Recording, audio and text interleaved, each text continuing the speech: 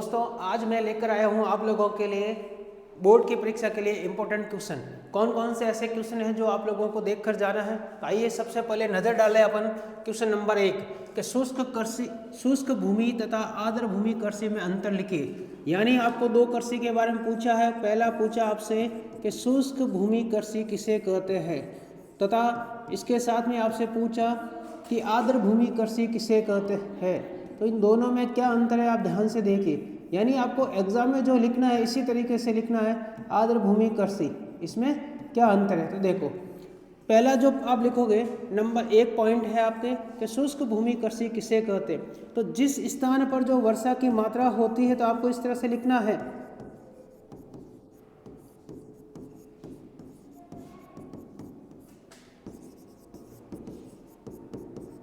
75 centimetre से कम होती है उस स्थान पर कौन सी कृषि की जाती है, शुष्क कृषि। इसी तरह इसमें जो लिखोगे आप कि आर्द्र भूमि कृषि किसे कहते हैं, तो इसका उल्टा लिखोगे आप कि जिस स्थान पर वर्षा की जो मात्रा है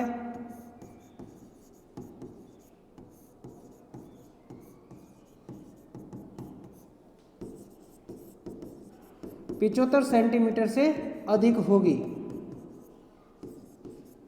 अब नंबर 2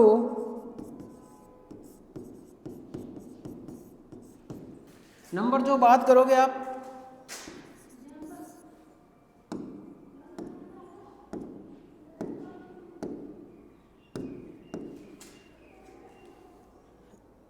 इस कृषि में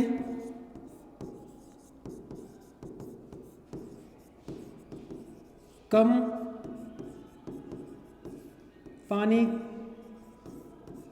की फसलें बोई जाती है।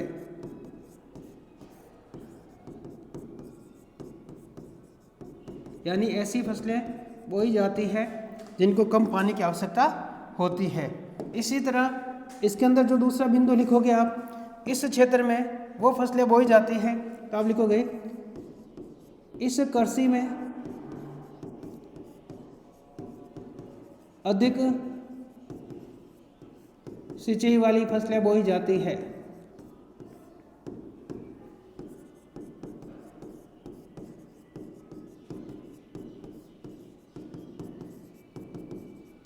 कितने हो गए, 2 बिंदु हो गए।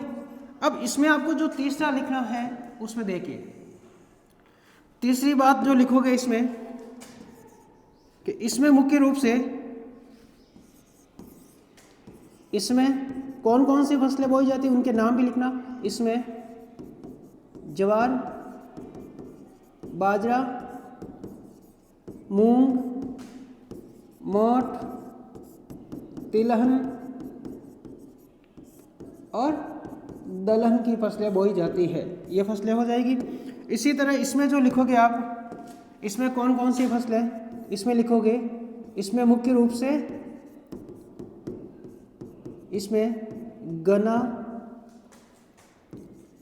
चावल, गेहूं, सरसों, कपास आदि फसलें बोते हैं।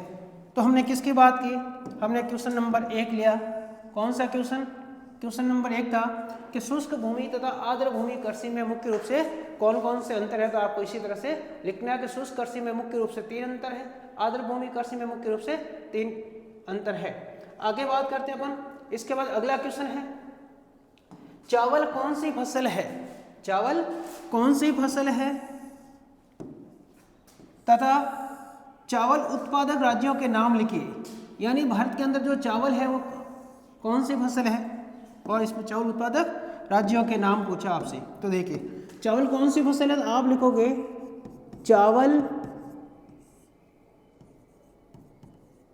उष्णकटिबंधीय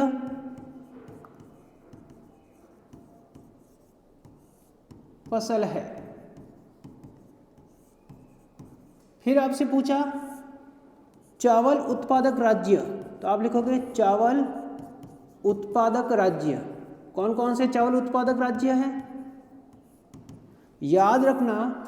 अगर आपको अच्छे नंबर लेने हैं तो आप लोग चाहो तो इसमें एक डायग्राम भी बना सकते हो तो देख लीजिए कौन कौन से चावल उत्पादक राज्य है। नंबर 1 पश्चिम बंगाल, नंबर 2 पंजाब, नंबर 3 उत्तर प्रदेश, और नंबर 4 लिखोगे आप कौन सा, पश्चिम बंगाल हो गया, पंजाब हो गया, उत्तर प्रदेश हो गया, और अगर आप लिखना चाहो लिख सकते हो मध्य प्रदेश। ठीक है, अब आपसे पूछा चावल उत्पादक राज्यों के नाम लिखिए, और अगर आप लोग चाहते हो तो इसमें एक भारत का मैप बनाकर भी आप इसमें दर्शा सकते हो कि चावल उत्पादक राज्य कौन कौन से हैं। यानी आप इसमें एक मैप के माध्यम से भी आप दर्शा सकते हो। आपने कहा कि पश्चिम बंगाल, तो पश्चिम बंगाल इधर वाला भाग है, ये पश्चिम बंगाल। इसके बाद फिर इसमें दूसरा है पंजाब, इस तरफ आया हुआ पंजाब, तो आप यहाँ पे इसको दर्शा सकते हो पंजाब। इसके बाद आपने कहा उत्तर प्रदेश, उत्तर प्रदेश,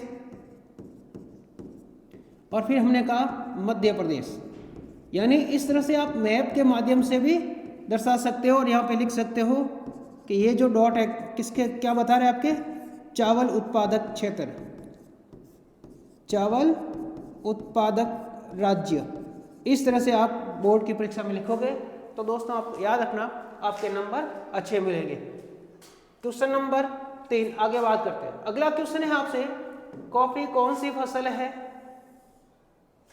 कॉफी कौन सी फसल है और इसकी कौन कौन सी किस्में पाई जाती है, नाम लिखो। तो देखिए इसमें भी अगर अपन बात करेंगे कॉफी, तो कॉफी कौन सी फसल है, तो कॉफी आप लिखोगे उष्ण कटिबंधीय फसल है,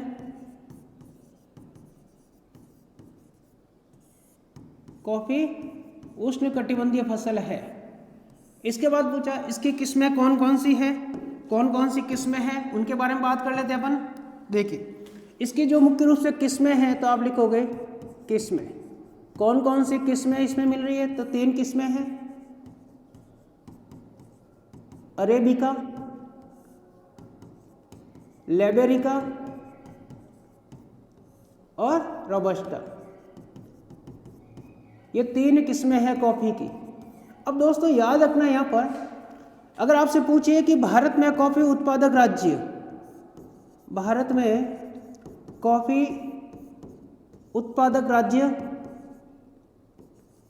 यानी भारत के किन किन राज्यों में कॉफी का उत्पादन किया जाता है, तो देखिए यानी कॉफी उत्पादक राज्यों को भी आपको क्या करना है, दर्शाना मैप के अंदर। तो इसमें आप जो दर्शाओगे उनकी बात कर लेते हैं अपन। इसी तरह आप मैप बनाओगे और आपको पता है कि भारत में जो कॉफी का उत्पादन होता है किन किन राज्यों में होता है। देखिए कौन कौन से राज्य है, तो नंबर 1 कर्नाटक, याद रखना भारत में सर्वाधिक कॉफी का जो उत्पादन किया जाता है कर्नाटक में किया जाता है। कर्नाटक के बाद आता है आपके नंबर 2 तमिलनाडु, तमिलनाडु के बाद में तीसरे नंबर पे मिलेगा आपको कौन सा, केरल। अब इसी को मैप के माध्यम से आपको दर्शाना है। तो देखिए मैप के द्वारा आपको पता है इधर जो आया हुआ आपके कौन सा, तमिलनाडु, ये तमिलनाडु वाला भाग है, ये केरल वाला भाग है पूरा का पूरा, और ये आया हुआ कौन सा, कर्नाटक वाला भाग। तो आप इस तरह से लिख सकते हो और यहाँ पर संकेत दे सकते हो कि इस प्रकार किसका संकेत है, कॉफी उत्पादक राज्य। इस तरह अगर बोर्ड में आप लिखोगे तो आपको अच्छे नंबर मिलेंगे। तो याद रखना हमने बात की कि कॉफ़ी कौन सी फसल है, इसकी किस्में कौन कौन सी, उनके नाम लिखे। तो हमने कहा कॉफ़ी उष्ण कटिबंधीय फसल है, इसकी कितनी किस्में हैं, 3 किस्में बोई जाती है। और फिर हमने कहा कि भारत में कॉफ़ी उत्पादक राज्य कौन कौन से, कर्नाटक, तमिलनाडु और केरल, और फिर इनको मैप के माध्यम से समझा। अगला क्वेश्चन लेते हैं अपन। अगला क्वेश्चन आप लोगों के लिए वेरी वेरी इंपॉर्टेंट है दोस्तों, याद रखना कौन सा है, स्वर्णिम चतुर्भुज परियोजना। क्वेश्चन नंबर 4 स्वर्णिम चतुर्भुज परियोजना, और आपसे पूछा जाता है इसको मैप के माध्यम से समझिए। तो देखिए स्वर्णिम चतुर्भुज परियोजना, और इसमें आप जो लिखोगे, मैं तो यही कहता हूँ आप लोगों से कि इसको मैप के माध्यम से ही दर्शाइए। यानी फिर वही बात करेंगे अपन कि भारत का सबसे पहले आप मैप बनाइए, और भारत का मैप बनाकर इसमें आपसे पूछा स्वर्णिम चतुर्भुज परियोजना दर्शाइए। तो याद कीजिए स्वर्णिम चतुर्भुज परियोजना की बात हो रही है, तो स्वर्णिम चतुर्भुज परियोजना में भारत के 4 महानगरों को, तो यहाँ पर जो आया हुआ है कौन सा, तो यहाँ पर है दिल्ली, तो नंबर 1 लिखोगे दिल्ली।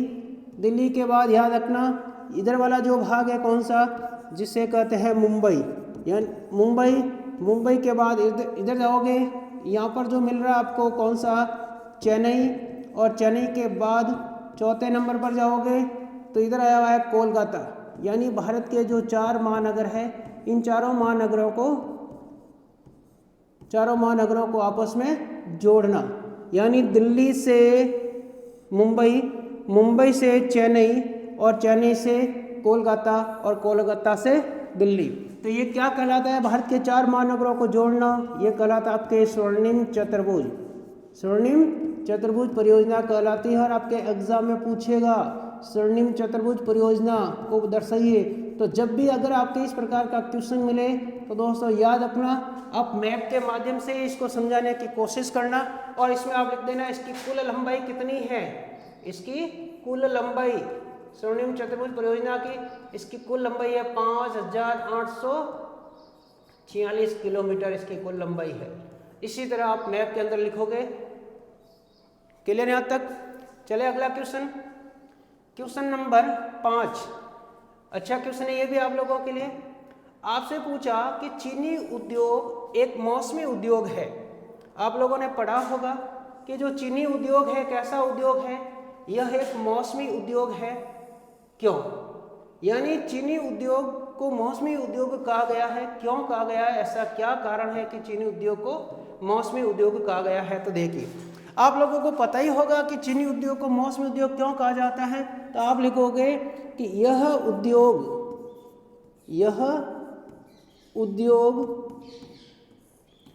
मौसमी कहलाता है, यानी मौसमी उद्योग कहलाता है। मौसमी उद्योग कहलाता है। अब क्यों कहलाता है? क्योंकि आप लोगों को पता है, क्योंकि गन्ने को काटने के बाद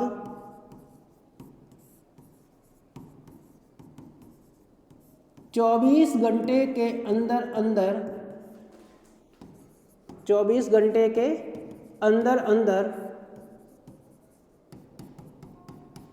उद्योगों में पहुंचाना अनिवार्य होता है।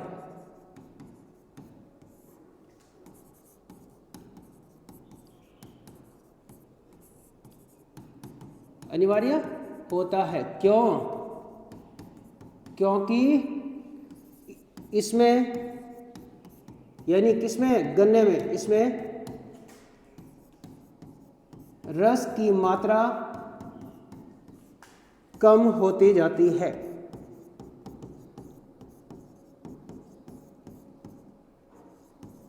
इसी कारण चीनी उद्योग को मौसमी उद्योग कहते हैं। यानी मौसम के अनुसार जिस समय गन्ने का उत्पादन होगा उसी समय चीनी उद्योग के अंदर निर्माण कार्य चलेगा, अन्यथा नहीं।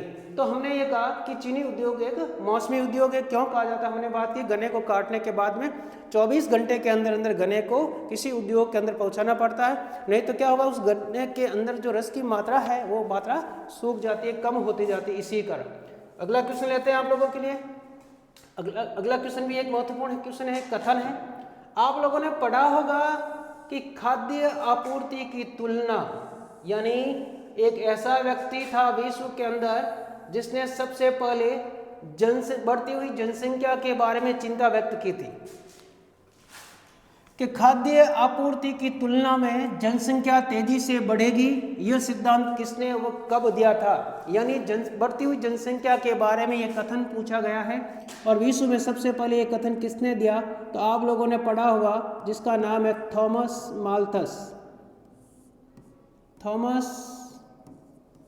माल्थस। इस व्यक्ति ने सबसे पहले यह सिद्धांत दिया था। फिर पूछा कि ये सिद्धांत किसने दिया था? Thomas Malthus. कब दिया था? ये सिद्धांत दिया था 1793 ईस्वी में। अब क्या है इस सिद्धांत में, क्या समझते अपन? इस व्यक्ति ने कहा कि जो जनसंख्या में वृद्धि हो रही है, कि जो जनसंख्या में जो वर्तमान में जो वृद्धि हो रही है, किसके रूप में हो रही है? तो इसने कहा यह हो रही है सब गुणोत्तर के रूप में। जनसंख्या गुणोत्तर के रूप में बढ़ रही है। 1793 में बताया इसने।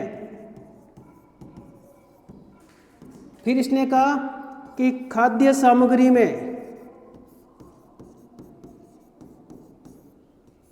जो खाद्य सामग्री में है, खाद्य सामग्री में जो वृद्धि हो रही किसके रूप में हो रही है? गणितीय रूप में, गणित रूप में बढ़ रही है। अब देखते हैं अपन, इसने कहा गुणोत्तर रूप में कैसे? तो इसने कहा कि मान लीजिए जनसंख्या, ये जो जनसंख्या में वृद्धि हो रही है कितनी हो रही? 0, 2, 2 के बाद में 4, 4 के बाद में 16, इस तरह से जनसंख्या में वृद्धि हो रही है। लेकिन इसने कहा कि खाद्य सामग्री में जो वृद्धि हो रही है, खाद्य सामग्री किस प्रकार से बढ़ रही है? तो इसने कहा गणितीय रूप में, यानी 0, 1, 2, 3, 4, 5 इस प्रकार से बढ़ रही है। इसने कहा कि विश्व के अंदर एक ऐसा समय आएगा जिसमें क्या होगा? खाद्य सामग्री बिल्कुल नहीं रहेगी, बचेगी ही नहीं खाद्य सामग्री। जनसंख्या इतनी हो जाएगी और आपस में ही लोग लड़कर क्या करेंगे? आपस में ही लोग लड़कर मरेंगे। तो ये बात किसने कही थी? ये बात कही थी थॉमस माल्थस ने कही थी। तो आपसे पूछा खाद्य आपूर्ति की तुलना में जनसंख्या तेजी से बढ़ेगी, ये सिद्धांत किसने और कब दिया? तो आपका आंसर है थॉमस माल्थस ने। कब दिया था? 1793 में। और के बाद इसने जो बताई थी हमने इसकी व्याख्या की। चलते हैं आगे क्वेश्चन। अगला क्वेश्चन है दोस्तों, ऊर्जा के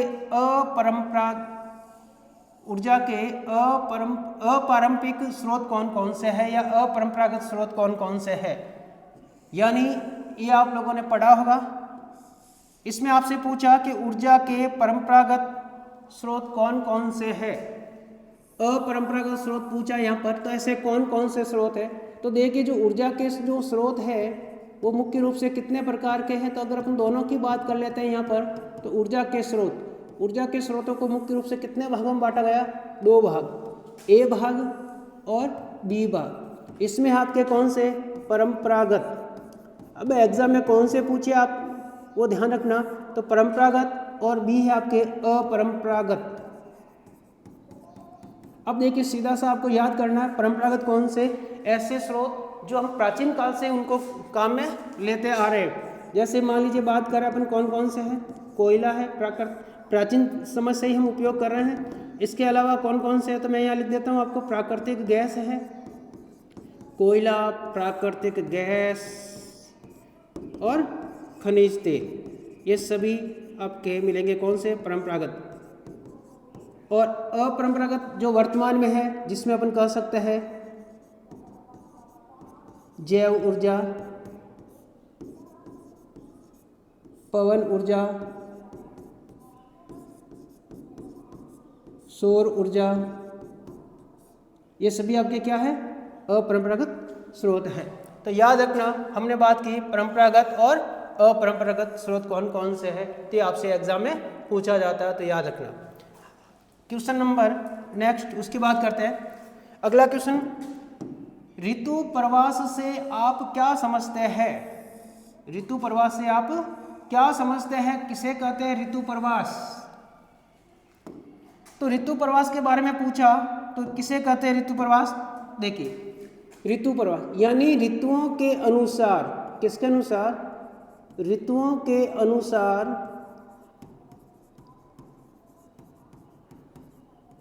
यानी हम बात कर रहे हैं कि ये जो भारत का जो भाग है, अगर अपन कहें ये जो भारत का भाग है कौन सा? इधर वाला पूरा का पूरा, जिसे कहते हैं कौन सा? ये आया हुआ है हिमालय पर्वतमाला। तो हिमालय पर्वतमाला जिसमें कौन कौन से राज्य है जिसमें हम कह सकते हैं? हिमाचल प्रदेश, उत्तराखंड और लद्दाख और जम्मू कश्मीर। किसकी बात करें अपन? पर्वतीय क्षेत्र, यानी लद्दाख, जम्मू कश्मीर, हिमाचल प्रदेश, उत्तराखंड क्षेत्र कैसा है? पर्वतीय क्षेत्र। अब इस पर्वतीय क्षेत्र के अंदर रहने वाली जनजाति, कई बार पूछा जाता है कौन कौन से जनजाति है किस क्षेत्र में? पर्वतीय क्षेत्र में। किन किन राज्यों में? हिमाचल प्रदेश, उत्तराखंड, लद्दाख जम्मू कश्मीर। तो कौन कौन सी जनजाति है यहाँ पर है बकरवाल, गुजर, भूटिया और गद्दी। ये जो जनजातियां हैं ये क्या करती है ऋतु के अनुसार, यानी ऋतुओं के अनुसार, जब गर्मी की ऋतु होगी यानी ग्रीष्म ऋतु होगी, यानी ग्रीष्म ऋतु में क्या करेंगे ये पर्वतीय भाग की ओर और सर्दी ऋतु में यानी सर्दी में क्या होगा कौन से भाग की ओर मैदानी भाग की तरफ प्रवास करते हैं, उसे हम क्या कहते हैं ऋतु प्रवास। देखिए क्वेश्चन को हमने 3-4 भागों में तोड़ दिया कि ऋतु प्रवास से आपका क्या, ऋतु प्रवास से आप क्या समझते हैं। हम कहेंगे ऋतुओं के अनुसार, यानी ग्रीष्म ऋतु में ये लोग क्या करेंगे पर्वतीय भाग की तरफ मैदान से पर्वतीय भाग की तरफ जाते हैं, और सर्दी में क्या करेंगे पर्वतीय भाग से मैदानी भाग की तरफ आते हैं। कौन कौन सी जनजाति, तो हमारी बात हुई बकरवाल, गुज्जर, भूटिया और गद्दी जनजाति है। कौन से क्षेत्र में, हिमालय के पर्वतीय क्षेत्र में, और भारत के किन किन राज्यों में ऋतु प्रवास किया जाता है, तो हम बात करेंगे लद्दाख, जम्मू कश्मीर, हिमाचल प्रदेश और उत्तराखंड के अंदर। अच्छा क्वेश्चन है, आप लोग इसको जरूर देखें। अगला क्वेश्चन लेते हैं अपन, जिसकी बात हमने कर ली कि भारत में हिमालय पर्वतीय क्षेत्र में कौन कौन सी जाति ऋतु प्रवास करती है, अभी अपन ने बात की। अगला क्वेश्चन लेते हैं अपन, उत्पाद व आकार के आधार पर, छोटा क्वेश्चन मिलेगा आपको, उद्योग वाला क्वेश्चन है। क्वेश्चन है आपके सामने, उत्पाद व आकार के आधार पर उद्योगों का वर्गीकरण कीजिए।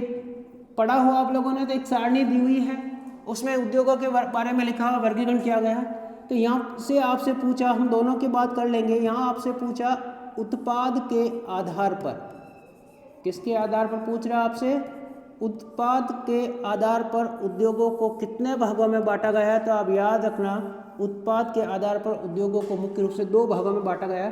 पहला जो है जिसे कहते हैं मूलभूत, कौन सा, मूलभूत उद्योग, या आपसे इसी को कहते हैं आधारभूत उद्योग। कौन सा आधारभूत उद्योग या मूलभूत उद्योग है, तो आप इसमें एग्जाम्पल जरूर देना। जैसे लिखोगे आप लौह इस्पात उद्योग, यानी इसके बिना किसी भी उद्योग का निर्माण नहीं किया जा सकता है, इसीलिए इसे कहते हैं कौन सा, मूलभूत उद्योग या आधारभूत उद्योग। तो पहला यह हो गया। दूसरा इसमें कौन सा, उपभोक्ता के आधार पर, उपभोक्ता के आधार पर। अब उपभोक्ता के आधार पर देखिए, याद कीजिए कौन कौन से, इसमें अपन कह सकते हैं जैसे बेकरी उद्योग, कह सकते हैं अपन डेयरी उद्योग, यानी जिस लोगों को जहाँ पे जरूरत होगी जिस सामग्री की, उसी के आधार पर जो उद्योग स्थापित किया जाता है उसे कहते हैं अपन उपभोक्ता के आधार पर बेकरी उद्योग और डेयरी उद्योग। इस तरह से पहला क्वेश्चन हुआ आपके कि उत्पाद के आधार पर उद्योगों का वर्गीकरण कीजिए। अब इसी में दूसरा क्वेश्चन एक और है, आकार के आधार पर, कि आकार के आधार पर उद्योगों को मुख्य रूप से कितने भागों में बांटा गया, तो उसकी बात कर लेते हैं अपन यहीं पर। देखते हैं अपन क्वेश्चन, अच्छा आप लोगों के लिए थोड़ा समझे इसको। पूछा आकार के आधार पर,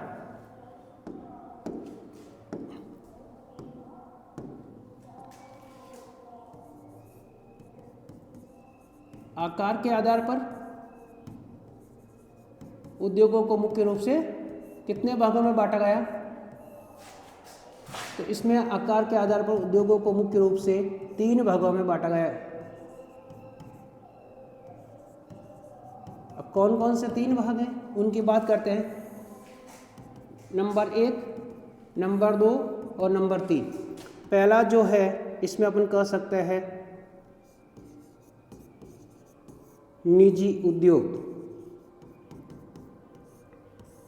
दूसरे नंबर पर अपन कह सकते हैं सार्वजनिक उद्योग, और तीसरे नंबर पर अपन कह सकते हैं सहकारी उद्योग या संयुक्त उद्योग।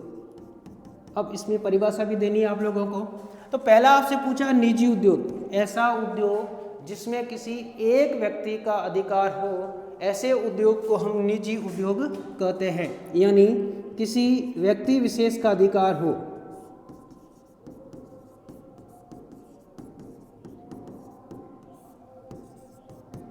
किसी व्यक्ति विशेष का अधिकार हो, ऐसे उद्योगों को हम क्या कहते हैं? निजी उद्योग। अब एग्जाम्पल जरूर लिखना, जैसे आप लोगों ने देखा होगा जितने भी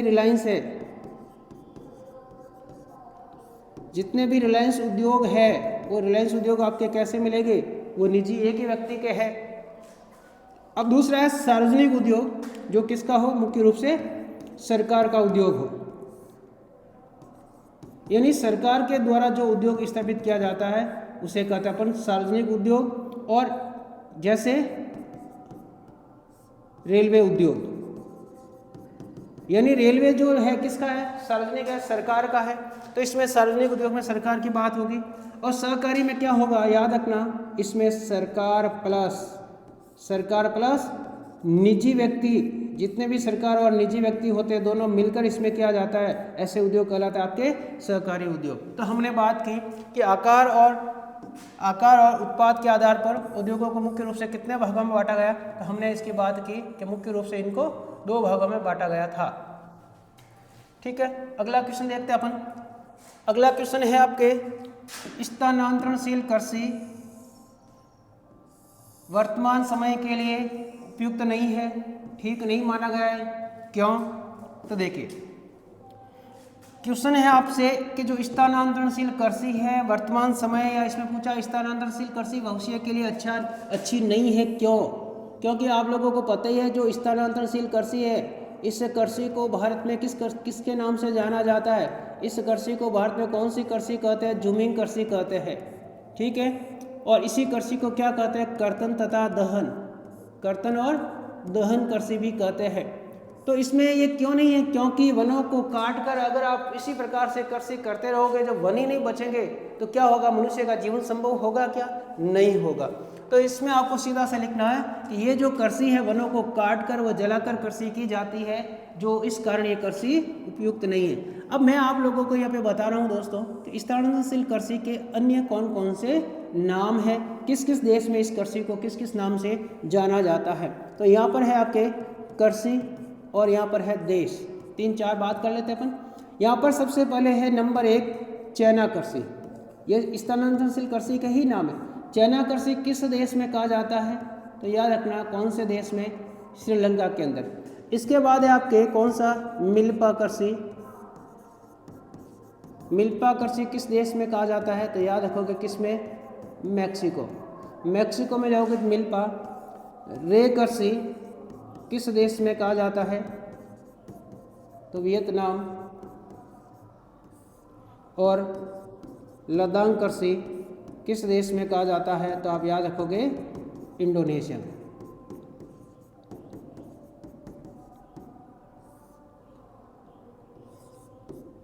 और कौन सा?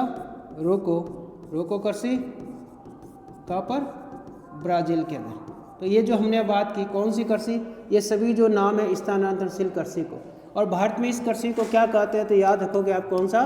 भारत में इसे जूमिंग कृषि कहते हैं। और ये जो कृषि है कर्तन तथा दहन कृषि, और ये न्यूनतम किसी स्थान पर न्यूनतम कितने वर्ष तक की जाती है? तो न्यूनतम 3 वर्ष तक की जाती है। और अधिकतम ये कृषि जो आप करोगे कितने वर्ष तक करोगे? किसी भी स्थान पर अधिकतम कृषि करोगे 5 वर्ष तक। तो याद रखना, ये क्वेश्चन अगर आपसे पूछे तो ये आप इसको देख कर जाए।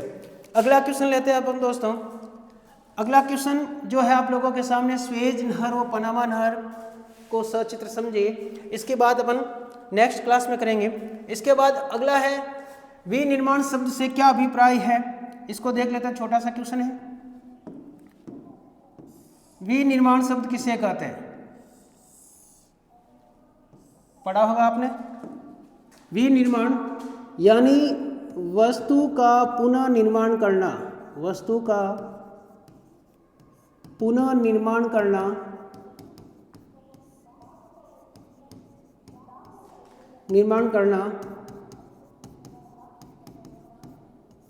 विनिर्माण कहलाता है। और ये किसमें होगा? यह द्वितीयक क्रिया में सम्मिलित है।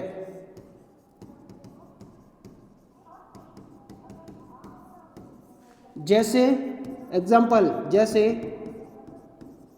पहले हमने कहा क्या, रुई से धागा, तो क्या करोगे? धागा से वस्त्र बनाना, ये इसमें सम्मिलित है। तो कौन सा हुआ? विनिर्माण शब्द से क्या अभिप्राय है? तो आप लिखोगे वस्तु का पुनः निर्माण करना विनिर्माण कहलाता है। द्वितीय क्रिया में सम्मिलित है, जैसे रुई से धागा, धागा से वस्त्र बनाना आदि। इसके बाद आगे बात करते हैं अपन कौन सा, छोटे छोटे 2 क्वेश्चन इनको ले लेते हैं अपन। पहला क्वेश्चन है आपसे, विश्व का व्यस्तम व्यापारिक जल मार्ग कौन सा है? अच्छा क्वेश्चन है, 1 नंबर का मिल सकता है आपको एग्जाम में। तो आपसे पूछा कौन सा विश्व का व्यस्तम व्यापारिक जल मार्ग कौन सा है? तो इसमें आप सीधा लिखोगे उत्तरी अटलांटिक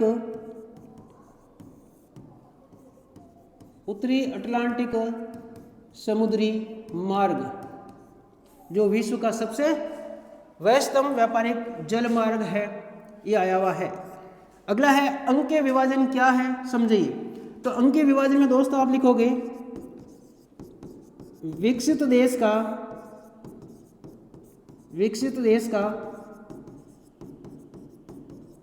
विकसित होना तथा विकासशील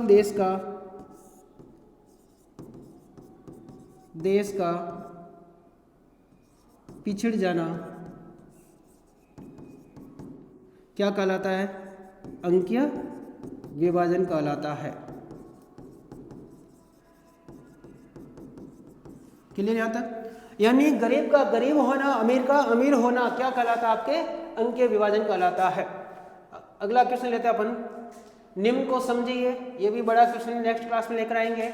और इसके बाद जो अगला क्वेश्चन है जनरल के संक्रमण सिद्धांत, इसकी भी अपन नेक्स्ट क्लास में बात करेंगे। फिर अगला क्वेश्चन दिया हुआ आप लोगों के, इसको देखिए एक बार। इसमें अगर क्वेश्चन है आपके कौन सा, भारत के मानचित्र में निम्न को दर्शाइए। भारत के बंदरगाह, कौवा उत्पादक और जूट के उत्पादक क्षेत्र, यानी कौन कौन से बंदरगाह है। और इसके अलावा जो अगला क्वेश्चन देखते हैं अपन कौन सा, ये जो क्वेश्चन लेकर आया हूँ ये भी आप लोगों के लिए महत्वपूर्ण है। यानी बड़े बड़े क्वेश्चन हैं, कम से कम 9-10 नंबर के क्वेश्चन हैं, जिनकी बात अपन अगली कक्षा में करेंगे कि विश्व के मानचित्र में दर्शाइए, इनको संसार के मानचित्र के माध्यम से समझाना। तो अपन जो भी है वो शीघ्र ही अगली कक्षा में बात करेंगे। तब तक के लिए धन्यवाद।